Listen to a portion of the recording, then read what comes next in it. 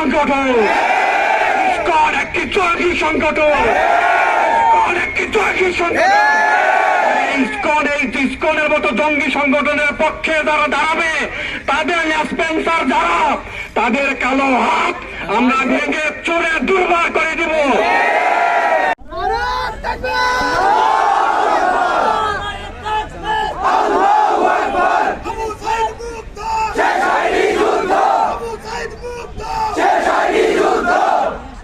আসসালামু আলাইকুম ওয়া রাহমাতুল্লাহ। সংগ্রামী রংপুরবাসী, এখানে ইসলামী ছাত্র শিবির সহ বাংলার যে এই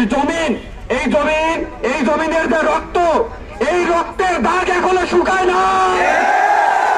এই রক্তের দাগের সাথে যারা গাদ্দারি করে এখনো এই দেশকে একটা অস্থিতিশীল পরিস্থিতি সৃষ্টি করতে চায়, তাদেরকে আমরা বলতে চাই, তোমরা ভালো হয়ে যাও। রক্তের দাগ এখনো শুকায় না। এই রক্তের দাগ শুকানোর আগে গতকালকে আমাদের এক ভাইকে কি নির্মম ভাবে শহীদ করা হয়েছে। আমরার পাহাড় থেকে শুরু করে বিডিআর পিলখানা